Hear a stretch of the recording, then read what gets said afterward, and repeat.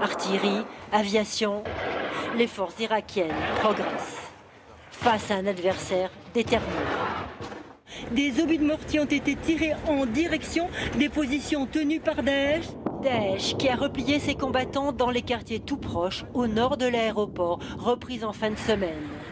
Des combats qui font de nombreux blessés. Tous sont évacués vers les hôpitaux de campagne situés à l'arrière du front. Quand l'obus de mortier a explosé, j'ai reçu beaucoup d'éclats de métal, et en particulier dans le bras.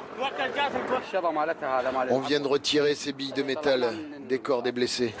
Et puis il y a tous les morts. 2 de ses amis ont été tués il y a quelques heures. Il n'a plus que son véhicule criblé de balles. Ils ont tiré dans nos pneus, immobilisé la voiture et avec leur sniper, ils ont abattu mes amis qui tentaient de sortir. Nous, quand on sera en ville, on va tous les tuer. Sur les toits des immeubles, les commandants dirigent les opérations au sol. Détruisez-les. Regardez.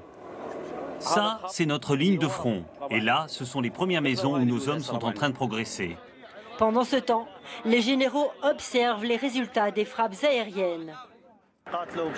Ils sont forts, mais on a acquis ces derniers mois beaucoup d'expérience. Et maintenant, on sait comment se battre contre eux. Les djihadistes, d'après les dernières informations que nous venons d'obtenir, ont envoyé des renforts dans ce quartier où les hommes sont actuellement en train de se battre.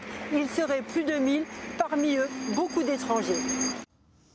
En France, les dernières informations livrées par le procureur de Nantes n'incitent pas à l'optimisme. 9 jours après la disparition d'une famille de 4 personnes à Orvault, le sang retrouvé dans la maison appartient à plusieurs d'entre elles. Les enquêteurs en déduisent donc qu'il y a eu acte de violence. Le point avec Georges Brognier, Garance Pardigon et Bastien Delaubert. L'ADN a enfin parlé. Les traces de sang retrouvées par les policiers sont bien celles de la famille Troadec. Voilà le scénario criminel, devenu la piste numéro 1. Du sang, parfois grossièrement nettoyé, découvert un peu partout dans la maison familiale, dans le garage, dans le salon, dans l'escalier, ainsi que dans une des chambres. Comme si des corps avaient été emmenés d'une pièce à l'autre. Pendant ce temps-là, la voiture du fils Sébastien, 21 ans, reste introuvable. L'élève en BTS informatique n'a pas donné de signe de vie à ses camarades de classe depuis maintenant 15 jours. Moi, je m'inquiète énormément parce que c'est vraiment un ami que avec qui je m'entendais très bien. Il était très gentil, assez réservé, mais très gentil, assez sociable, très sociable, même en tout cas même avec les autres classes et tout. Il allait beaucoup aux fêtes qu'il y avait les fêtes d'étudiants. Le mystère est digne d'un roman d'Agatha Christie. La maison ne présente aucune trace d'effraction et n'a pas été fouillée. Les 4 téléphones portables de la famille, eux, ont été définitivement coupés l'un après l'autre, entre la matinée du 16 février et la soirée du 17. D'après nos informations, le téléphone du fils, retrouvé couvert de sang, a été le dernier à s'éteindre. Un élément forcément troublant dans une enquête qui prend l'allure d'une course contre la montre. La téléphonie, les utilisations de comptes bancaires, les péages d'autoroute, poser les gens sur une cartographie en France, en Europe, dans le monde entier. Il faut essayer de remonter un peu dans le temps, faire de la chronologie. C'est très compliqué, mais ça, c'est le rôle du directeur d'enquête. Les policiers n'ont pour l'heure retrouvé ni lettre d'adieu, ni testament. Le possible meurtrier n'a laissé aucun indice derrière lui, comme dans un crime parfait. Le Salon de l'agriculture vient d'achever son premier week-end. La plus grande ferme de France a une mission, permettre aux visiteurs de prendre conscience de la richesse des terroirs français. Et c'est particulièrement l'objectif du concours général agricole. D'ici le 5 mars prochain, des milliers de prix vont être décernés. Quentin Fichet et Éric Delpech ont pu assister cet après-midi à cette tradition qui date de 1870. 1 minute avant l'entrée en scène. Nettoyer, brosser, lustrer, esquisse, vache montbéliarde de 900 kg, concourt cet après-midi face à 4 concurrentes. Son éleveur a révisé chaque critère de sélection. La taille, le gabarit, la puissance de l'animal, comment l'animal se déplace et aussi la mamelle. C'est un défilé de Miss. Les bovins réalisent d'abord un tour de piste sous l'œil du juge, lui aussi éleveur. Il ne prend aucune note. Il observe la démarche, la tenue, les met en ligne, puis désigne après 10 minutes le vainqueur. Esquisse obtient le 2e prix de sa catégorie. Ça va rester un bon souvenir, cette plaque, que je vais accrocher avec les autres. On se sent fier de son métier. La reconnaissance comme seul prix. Le concours général agricole de Paris ne remet pas d'argent. Ici, peu d'esprit de compétition. Le salon permet surtout aux professionnels de se rencontrer. C'est le seul concours qu'on fait au niveau de notre race. Donc c'est l'occasion Que les éleveurs puissent se réunir, comparer nos animaux d'un point de vue notamment de la morphologie. Cette année, plus de 2600 animaux sont en compétition dans le Salon de l'Agriculture. Il y a des chèvres, des chevaux, mais également des ânes. L'objectif est toujours le même, faire connaître les races, des races parfois menacées. C'est le cas de l'âne de Normandie, seulement 20 naissances par an. Tout l'intérêt de la chose, c'est de raconter à des petits banlieusards qui n'ont jamais vu un âne de leur vie ce que c'est qu'un âne, que c'est un animal sympa. Avec 344 races représentées, ce concours général agricole demeure le plus important concours d'animaux au monde. Et cette édition 2017 est également marquée par cette colère et cette détresse exprimée principalement par les éleveurs. Cette année, en raison de la grippe aviaire, les volailles n'ont d'ailleurs pas été acceptées à Paris.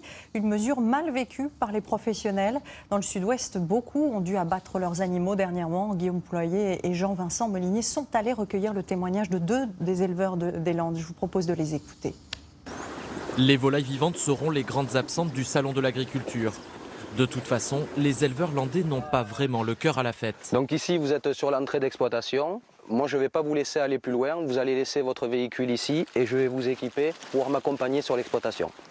La propagation du virus a contraint cet agriculteur à confiner 100 000 poulets élevés en plein air habituellement.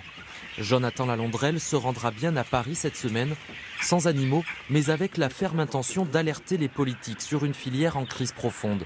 Il y a des gens passionnés qui travaillent toute l'année pour présenter des animaux magnifiques et une fois de plus, on ne pourra pas le faire. Par contre, ce que l'on va faire, et encore plus cette année, c'est amener nos produits, puisqu'ils sont bons, sains et consommables. C'est vraiment important pour nous d'être présents et de rassurer le consommateur. Dans les Landes, 360 000 canards sont en cours d'abattage. Ici, les parcours sont déjà vides.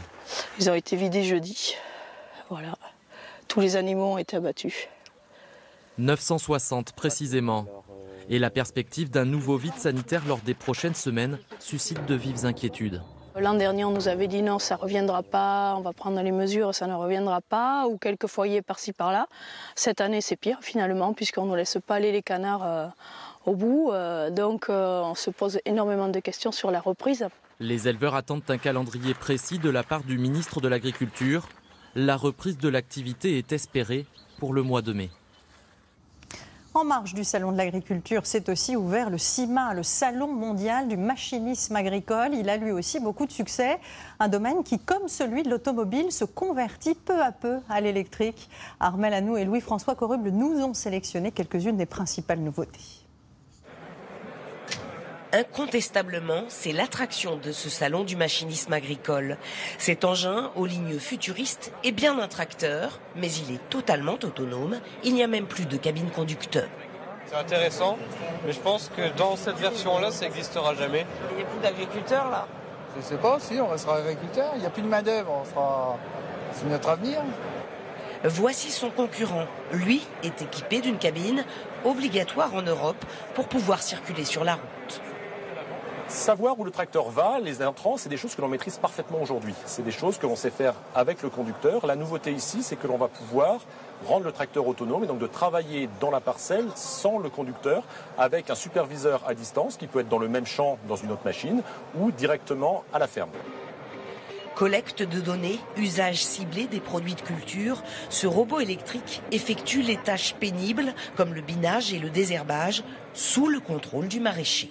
Il a une télécommande d'engin de chantier et il a aussi un accès via une application tablette pour pouvoir le contrôler. L'un des atouts de l'électrique, c'est le silence.